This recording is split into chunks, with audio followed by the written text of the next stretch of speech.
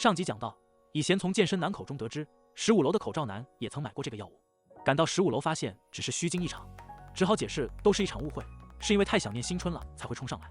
以贤四处检查新春有没有受伤，他之前被抓伤的伤口迟迟还未愈合。询问口罩男的家中是否有什么异常，口罩男的父亲是外交官，他从小就往来于非洲和中东，他感觉地球距离灭亡不远了，所以囤积了很多应急物品。小女孩一个人在家，门铃不断响起，但是画面中却没有人。他将保险栓打开，门外出现一个诡异的男人，伸进手想要将门打开，幸好小女孩及时将门关上。以贤和新春回来，质问他是怎么进来的。男人说1楼的门开着，谎称他并不会咬人。新春让他将嘴角的血迹擦干净再撒谎。以贤握紧了手中的棒球棍，警告他赶快离开。男人仓皇逃离。新春得知班长去了2楼就再没回来，叮嘱他乖乖带到家里，有人敲门也不可以打开。以贤将男人赶出公寓，猜测公寓里还有其他感染者，他刚刚可能也咬了其他人。短发女躲在健身房内，健身男一直劝说他放自己出去，愿意帮助他一起逃离这里，谎称他并没有被感染。短发女打开门，将手铐的钥匙扔了进去。健身男第一时间冲向饮水机，拼命喝水，但还是解不了渴。他将目光看向了短发女，短发女夺命狂奔到停车场，突然一个黑影朝他袭来。新春和以贤视察公寓，看到消防门上的血迹和掉落在地的短发女的手机，健身男也不知所踪。以贤发现了公寓代表留给他的水杯，健身男还瘫坐在饮水机旁。以贤质问他，短发女兄妹在哪里？他却说什么都不知道。以贤正欲给他铐上手铐，健身男突然扑向以贤，新春从旁协助，还是难以将他制服。关键时刻，韩警官赶到，果断将健身男击毙。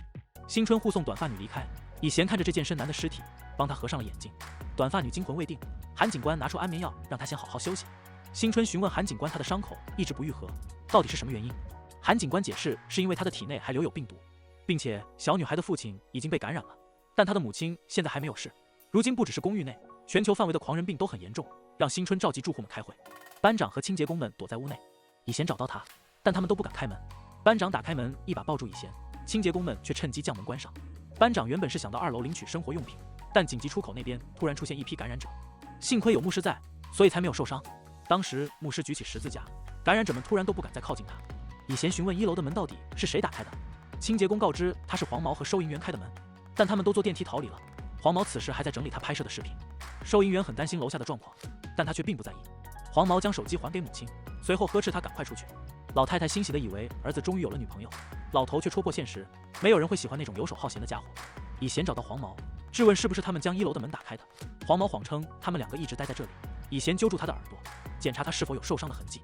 黄毛只好承认是因为太害怕才逃跑的。以贤发现他竟然只是为了这些视频，就不顾所有人的安全将门打开，警告他不要再轻举妄动，因为他的失误，有1人都失踪了。韩警官打开天台的楼道，里面是被感染的保安。以贤也来到天台，韩警官却说这里并没有感染者，解释他是为了阻止狂人病事态扩散才来的。以贤询问新春的伤口一直不好，是否有什么问题？韩警官说只要伤口附近的颜色没有变化就行，狂人病病毒只要没有进入大脑都不会被感染。和新春一样的人只有4个，但都只是时间问题，躲避不了被感染。治疗剂目前还没有研制出来，情况只会越来越糟糕，除非找到了抗体。新春嘱咐韩警官暂时不要对小女孩说出真相。韩警官表示小女孩妈妈有话要转达，所以要和她单独聊一聊。韩警官看着小女孩的鞋子，想到了她未出生的孩子，告知她的父母都很想她，只要她愿意就可以和她一起出去，新春也能一同离开。住户们此时正闹得不可开交，公寓代表质问是谁没有经过他的同意，就召集了住户们。韩警官表示他是危机应对中心的中校，居民们还欣喜地以为封闭解除了，但结果却是整个城市都会被封锁，今晚公寓里也会断电。此时警报声响起，公布现在整个城市都被封锁。眼镜男面对这个局面暗自窃喜。韩警官说现在外面也很危险，公寓4天后会解除封禁，因为在发电所内部也出现了感染者，除了必要的区域全部都会断电，城市全体都会禁止外出。公寓代表鼓励大家再坚持一下，4天也不是很久。韩警官让住户们赶紧回家充电，将洗碗池和浴缸都接满水，一旦断电的话谁也会断。小女孩虽然很想出去见到父母，但她觉得韩警官很奇怪，似乎对新春有什么目的。新春看了看手上的伤口，拿上剪刀来到天台，天台的楼道里还不断传出撞击声。新春将小女孩的信件转交给韩警官，质问他来到这里的理由。韩警官说他只是来找一个很小的可能性。新春意识到他是来带走他的，但是却不知道理由。韩警官在新春的血液里检测出了抗体，所以想要确认这个抗体是否有用，如果必要的话也可以让感染者咬他。随后拿枪将门锁打开，感染者立即扑向新春。韩警官看着这一切果断开枪。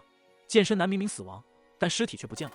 以贤查看监控发现，韩警官的手下已经将他的尸体解剖带走，意识到他这次来这里的目的是带新春回去做研究，让班长在电梯口守住韩警官。他直接冲向天台，小女孩听到的枪声，很担心新春，告知以贤新春拿着剪刀出去了。以贤安抚她不必担心，回家锁好门。电梯到达1楼，韩警官举着枪，带着昏迷的新春出来。以贤赶到1楼，新春已经被韩警官带走了。以贤拼命追赶着韩警官的车，帅气翻身上车，将枪对准他。韩警官正欲拿出枪，新春抢先一步拿到枪，警告他如果不想死就不要乱动。韩警官震惊，明明给他注射了可以让大象都睡着的镇定剂。以贤赶忙检查新春有没有受伤，新春命令士兵们都将枪放下。韩警官询问到底要怎么做，他才愿意接受检查。以贤一拳打在韩警官脸上，新春连忙将以贤护在身后。新春为了治疗技能顺利研制，还是决定接受检查，拜托中尉给住户们准备便当。既然已经将健身男的尸体带走了，起码要告知他的家人。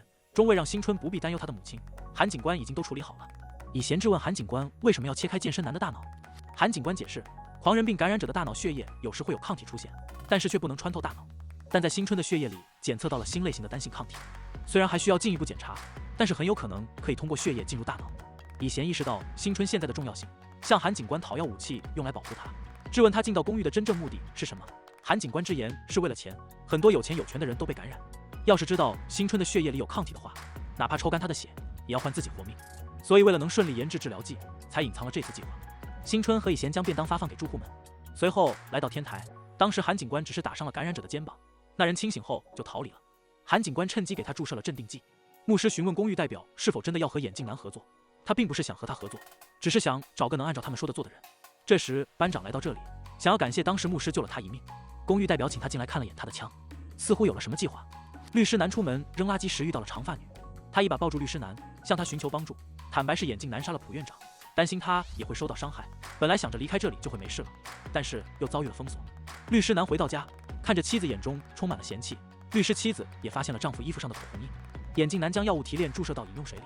韩警官吩咐中尉将新春的血液送去检查，感叹明明给他注射了大量的镇定剂，竟然都不起作用，猜测可能是因为体内残留的病毒，恢复能力快也是感染者的特征。嘱咐中尉秘密行事，不能让高层的人发现新春的存在。小女孩的父亲已经是重症感染者，母亲也被感染了。韩警官将信件交给中尉，等小女孩母亲清醒后再给他看。短发女突然收到哥哥打来的视讯，万一他要是出什么事的话，拜托他照顾他的家人。这时公寓突然断电，四周一片漆黑。本期的内容到这里就结束了。狂人病全球扩散，公寓内危机四伏，以贤与新春能否守护他们的幸福？下期我们不见不散。